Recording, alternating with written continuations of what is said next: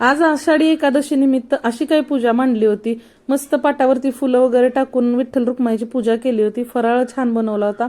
तर ना आज आषाढी एकादशी निमित्त सगळं वातावरण भक्तिमय झाले, विठ्ठलमय झाले म्हणू शकता तुम्ही।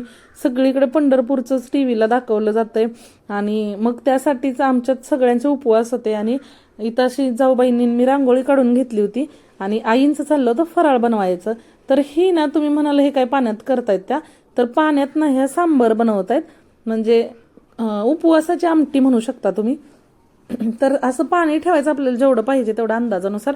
त्यात तिखट अंदाजानुसार तिखट मिरची बारीक करून टाकायची आणि लिंबू पिळून घ्यायचं, मीठ टाकायचं आणि त्यातच नंतर कूट टाकायचं आपलं भाजलेलं शेंगदाण्याचं आणि खूप छान आमटी लागते बरं का ही खिचडी सोबत। तर ही आमच्या आईंची रेसिपी आहे आणि त्या बनवत असतात नेहमी। मी पहिल्यांदा सासरीच खाल्ली ही आमटी, तर खूप आवडते। मग मी माहेरी पण बनवायला चालू केली तिकडं, तर माझ्या चुलत्यांना खूप आवडते। जर ही आमटी असेल तर ते उपवास करतात कारण लिंबू वगैरे टाकल्यामुळे खरंच खूप टेस्ट येते छान आमटीला आणि आपल्या उपवासाची पण रंगत वाढते बरं का ह्या आमटीनं। अशी आमटी कधीतरी करून बघा। एकदम सिंपल आहे। मिरची पाण्यात वगैरे टाकून झाली की कूट वगैरे टाकायचं, मीठ टाकायचं आणि छान उकळी येऊ द्यायची। जर तुम्हाला वाटलं पातळ होते तर अजून वरतून पण तुम्ही कूट टाकू शकता उकळी आल्यानंतर आणि छान अशी दाटसर झाली की बंद करायची, खिचडी वरती घेऊन खायची। भात आमटी खातो तसंच छान वाटतं। मग त्यानंतर बघा इथं आईंची आमटी वगैरे बनवून होत आली होती आणि थोडंसं कूट कमी वाटलं म्हणून त्यांनी टाकलं। आजचा ना सगळा फराळ आईंनीच बनवला होता। मी थोडीशी तयारी करून दिली आणि जाऊबाईंनी तळण वगैरे तळलं होतं। तर असं काही आईंनी सगळे आमटी वगैरे खिचडी बनवून घेतली होती आणि त्यानंतर म्हणजे जाऊबाईंनी देवपूजा वगैरे उरकली, माझं झाडू फरशी वगैरे करायचं काम चालू होतं।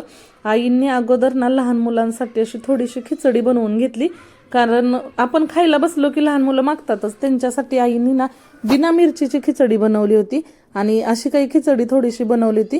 त्यानंतर जाऊबाईंचं इकडे देवपूजेचं काम झालं होतं, देव वगैरे छान हळदीनं वगैरे आंघोळ घातली होती त्यांना आणि माझं असं काही फरशी पुसायचं चाललं होतं। आज मी साडी घातली होती कारण सर्वस्वी खूप वेळा सांगत असते की मम्मा साडी घाल, मम्मा साडी घाल, अशी घाल म्हणून। आणि नंतर आम्ही बांधकामाकडे आलो होतो, तर आमच्या ना ह्या जागेचं बघा पायाभरणी झालेली होती, मागच्या व्हिडिओत सांगितलं होतं तुम्हाला।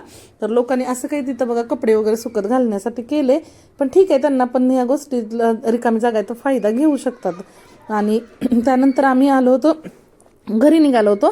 तर भविष्यात आपलं असं काही घर होईल असं आमची चर्चा चालली होती। हे बघा असं काहीतरी भविष्यात आपलं घर होईल, पण आत्ता आम्ही फक्त पायाभरणीच करणार आहे। पायाभरणी केली, फक्त पार्किंगचंच काम करणार आहे।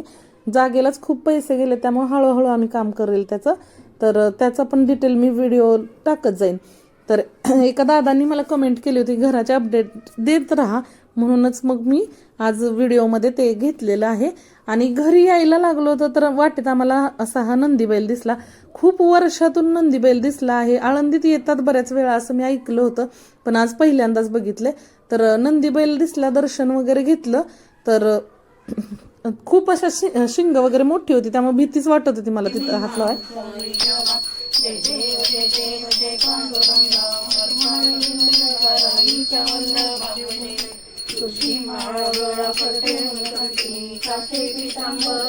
घरी येऊन अशी काही पूजा मांडली, नंतर आईंनी जाऊबाईंनी आजींनी आरती करून घेतली आणि मी आपलं स्वयंपाकाच्या बाहेर घ्यायच्या तयारीत होती, कारण साहेबांना पण खूप भूक लागली होती आणि ऐकत ऐकतच आरती बाकी साहित्य घेतलं, कारण खूप उशीर झाला होता, सगळ्यांनाच भूक लागली होती। आज नाश्ता वगैरे नव्हता झाला, तर आईंनी इकडं काही खिचडी अशी बनवून ठेवली होती। एवढी अशी खिचडी बनवली होती, अजून कढईमध्ये पण गरम गरम खिचडी होती। मग अशी दाखवलेली ही आमटी बघा अशी काही झालेली होती आणि ही गरम गरम खिचडी बघा कढईत तशीच होती अजून।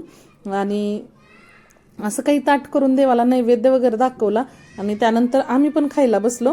तर खूप छान असा आजचा फराळ झाला होता आणि खूप म्हणजे खूप वातावरण प्रसन्न वाटत होतं, भक्तिमय वाटत होतं। सर्वस्वीनं मी पण अशी पूजा करून घेतली होती, खूप छान वाटलं।